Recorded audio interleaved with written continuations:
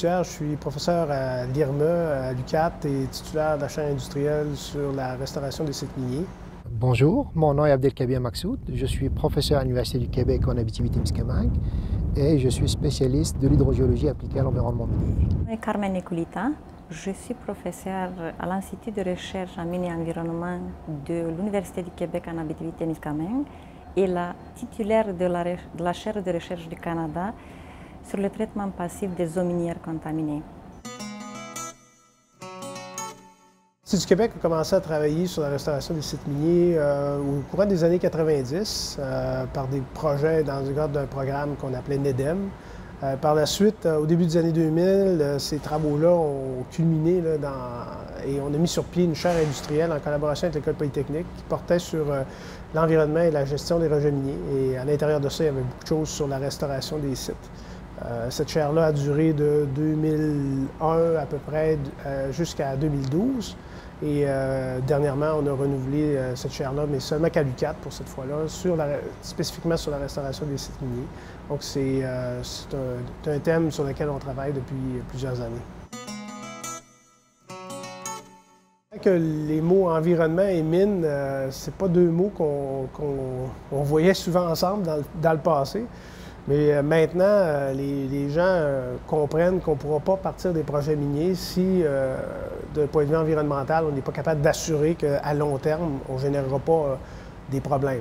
Donc, aujourd'hui, un projet, pour qu'il soit acceptable, il y a toute la question d'acceptabilité sociale. Là, pour qu'un projet soit acceptable, la partie environnementale est très importante. La population veut s'assurer que c'est pas parce qu'on exploite pendant un certain nombre d'années qu'on va causer des torts pour ensuite beaucoup plus d'années. Cet aspect-là est super important. C'est pour ça que environnement et mine, maintenant, vont de pair. Puis nous, à l'UQAT, on essaie de faire ce lien-là.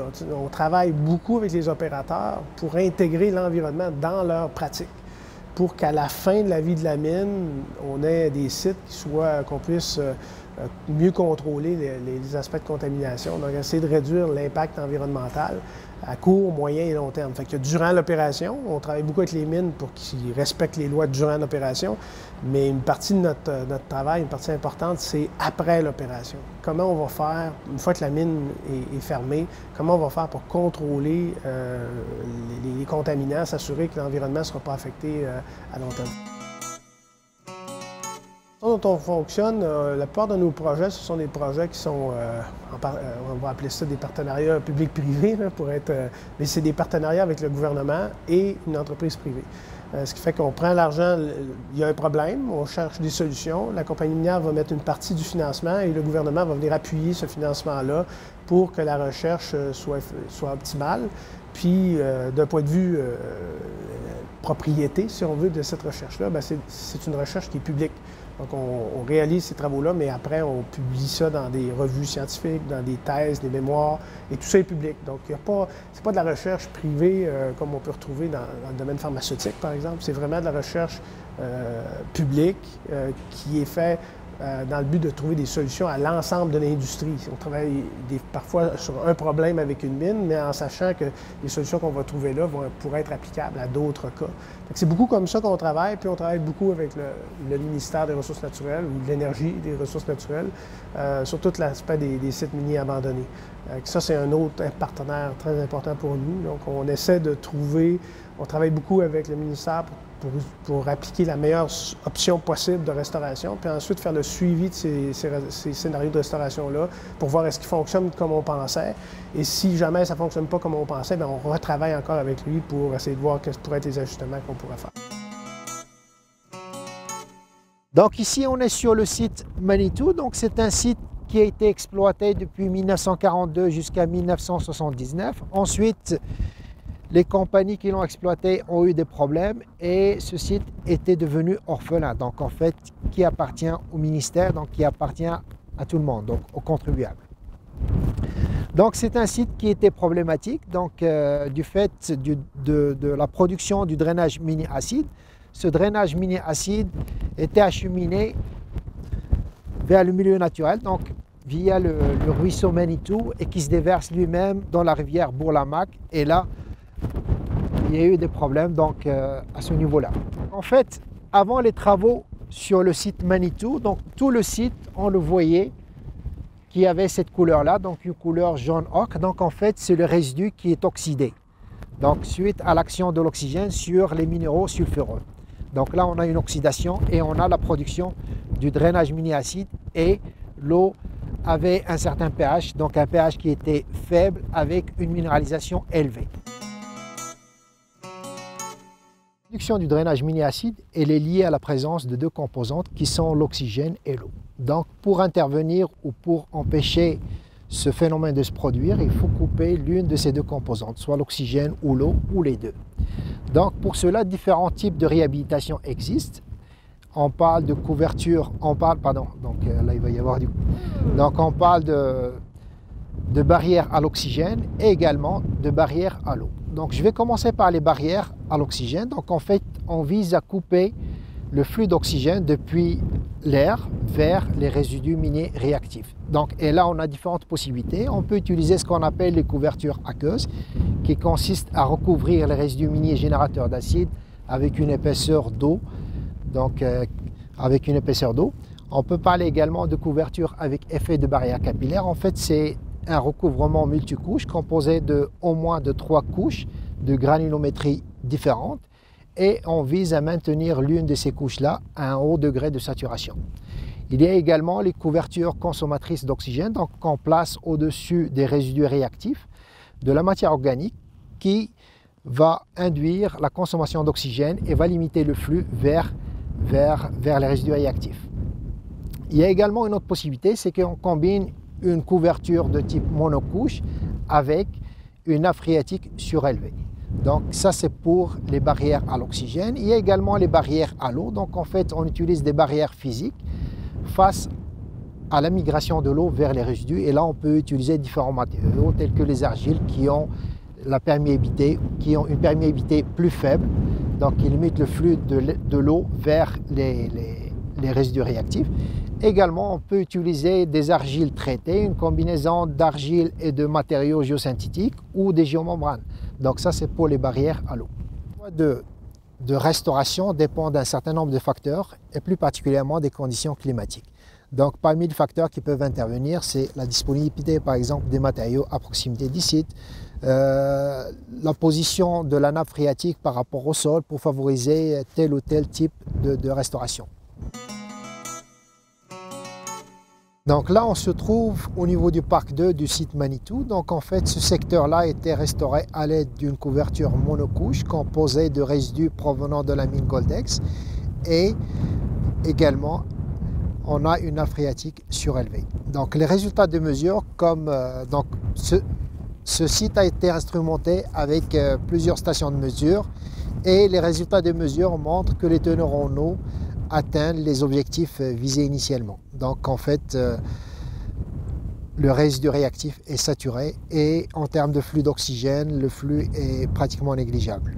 Effectivement, donc en fait, ce secteur-là, comme j'avais dit, il y a une couverture monocouche qui a été déposée, qui est composée de résidus provenant de Goldex, de la mine Goldex, et c'est ce qu'on voit ici. Donc c'est la couleur du résidu Goldex, à la différence d'un résidu minier réactif où on voit les couleurs de l'oxydation, donc une coloration jaune-orange.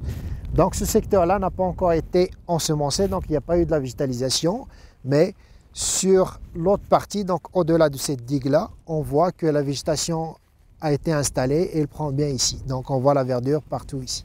Donc provenant de la mine Goldex, donc à l'extérieur ou à la sortie de la ville de Val d'Or, donc environ 26 km, a été transporté sous terre, donc en fait à l'aide de pipelines donc, qui sont enfouis. Donc le résidu, vous avez le résidu qui est composé environ de 50% solide, 50% eau. À la suite d'un partenariat entre le ministère des Ressources naturelles et la minière Agnico Eagle, il y a eu un accord entre le ministère des Ressources naturelles et la minière Agnico Eagle pour utiliser le site Manitou pour entreposer les résidus provenant de la mine Goldex. Donc c'est ce qu'on voit ici. Donc tout ce qui est gris, ce sont des résidus provenant de la mine Goldex.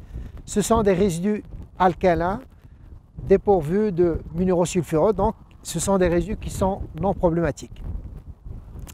Donc la déposition de ces résidus provenant de la mine Goldex va engendrer un certain nombre de modifications du point de vue hydrogéologique. Donc, étant donné qu'on achemine le résidu avec de l'eau, donc l'eau va s'infiltrer et va contribuer à la remontée du niveau de la nappe. Donc, on vise d'une part à recouvrir les résidus réactifs avec des résidus alcalins et également on vise à augmenter le niveau de la nappe. Là, il va falloir prendre les moyens pour essayer d'évaluer ces différents scénarios de restauration. Donc, l'évaluation de ces scénarios de restauration dépend, ou les moyens utilisés pour évaluer la réhabilitation des sites dépend de types de restauration qui sont utilisés. Donc, prenons l'exemple des couvertures avec effet de barrière capillaire où les objectifs de restauration consistent à maintenir une couche intermédiaire, donc la couche de rétention d'eau, à un degré de saturation élevé. Donc, quand je parle de degré de saturation, donc comme vous savez, le matériel il est composé de grains et des vides. Donc, il faut que les vides soient remplis d'eau. Quand ils sont complètement remplis d'eau, on parle de saturation totale.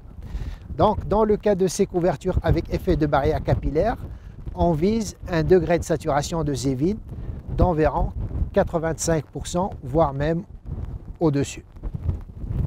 Donc, dans ce cas-là, étant donné qu'on cherche à évaluer la saturation, donc quelle est la quantité de l'eau que renferme ce matériel-là, donc on va installer des équipements qui vont permettre de mesurer la quantité d'eau dans ce matériel-là. Donc, on parle de teneur en eau.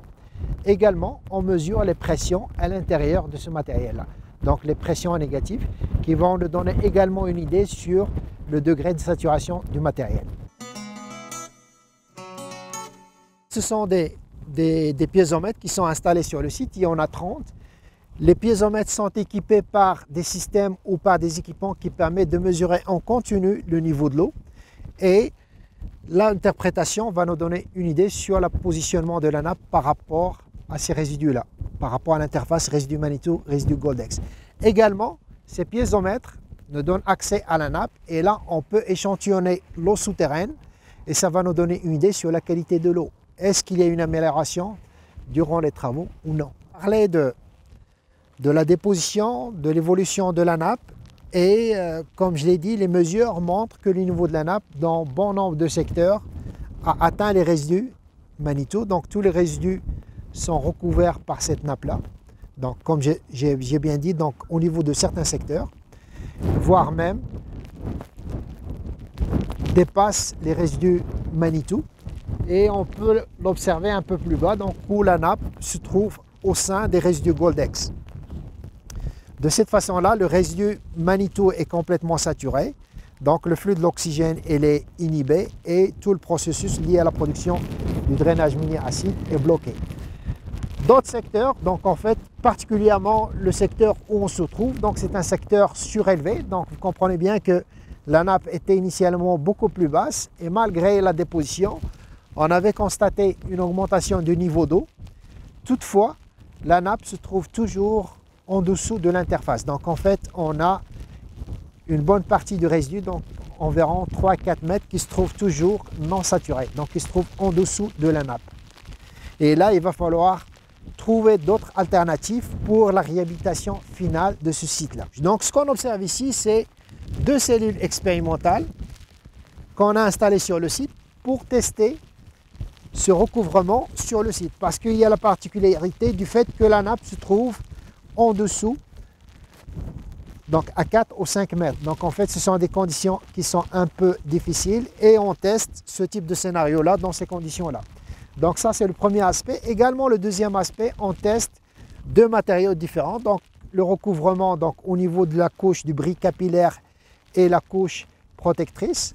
Donc on utilise du sable provenant d'une gravière proche d'ici. Et également, dans l'autre cellule, on utilise des matériaux provenant de la mine Goldex. Donc tout ça dans l'objectif de limiter l'impact ou de limiter l'empreinte sur l'environnement. Le traitement passif est approprié et utilisé presque exclusivement sur les sites miniers abandonnés, les sites miniers fermés. Il s'agit des systèmes de traitement peu coûteux et qui utilisent des matériaux résiduels.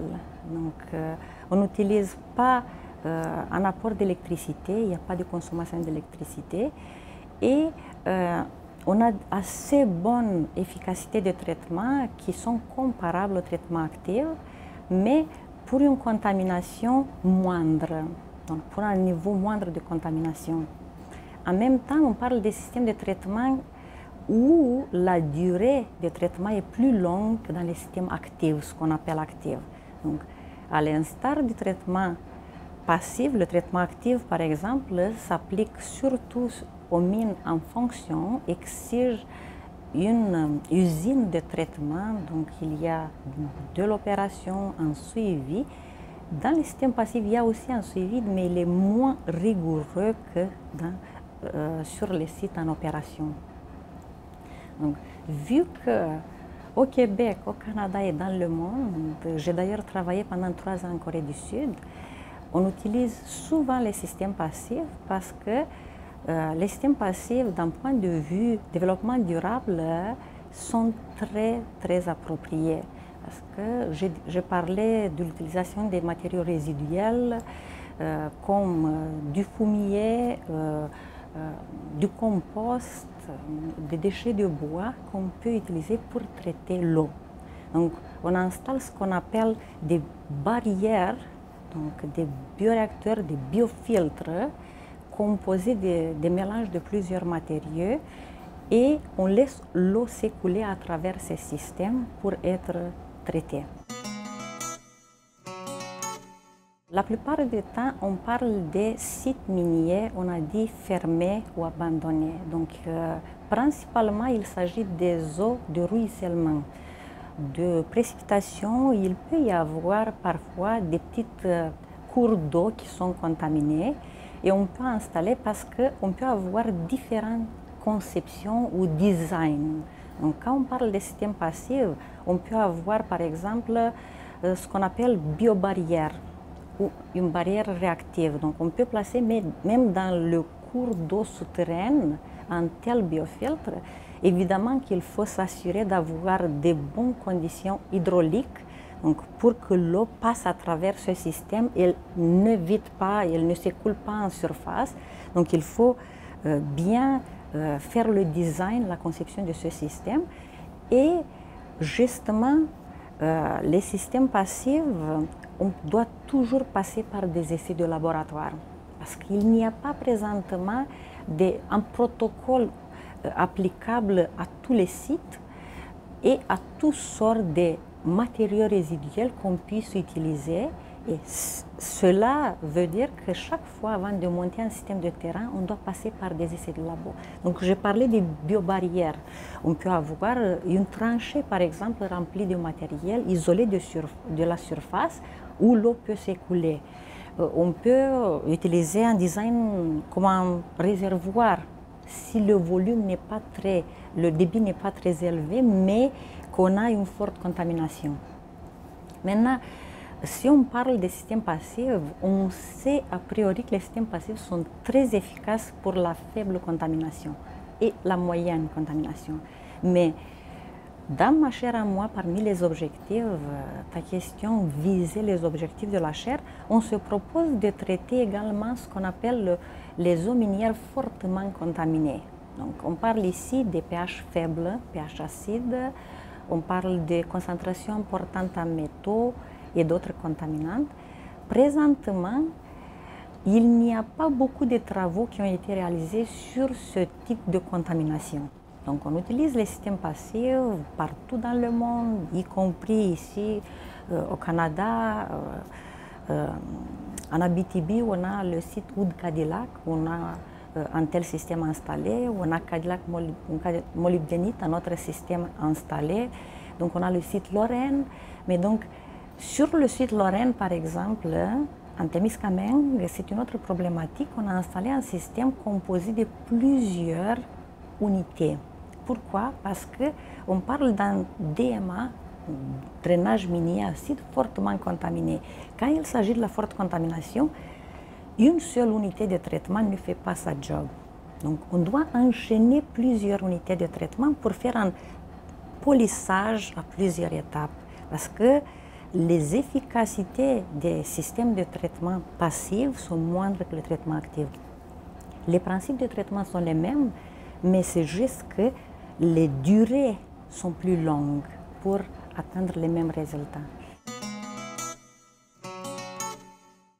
À l'origine, ma chaire de recherche du Canada s'attaquait surtout au traitement passif. Au fur et à mesure qu'on a avancé, parce que la chaire a commencé en 2011, décembre 2011, c'est un mandat de 5 ans, donc jusqu'en 2016, on a vu que le traitement actif est très important aussi. Donc là, on a plusieurs projets qui se déroulent sur le traitement passif et le traitement actif.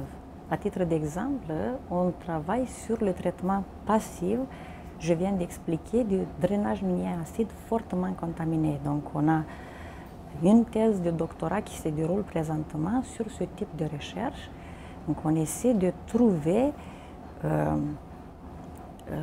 un mélange optimal et un enchaînement le meilleur qui puisse exister pour traiter des eaux contaminées spécifiques dans la région d'Abitibi et pas seulement, mais ici on parle de, par exemple, forte concentration en fer et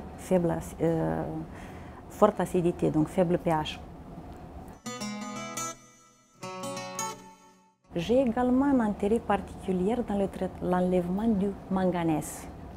Manganèse qui est un élément très commun, tout comme le fer, mais qui est extrêmement difficile à traiter. Il y a plusieurs études qui ont été réalisées qui montrent un lien direct entre le manganèse et plusieurs affections comme Alzheimer, Parkinson, épilepsie, donc dans l'eau potable. Et il y a toute une littérature sur ce sujet. Dans la législation minière provinciale, le manganèse n'est pas encore normé.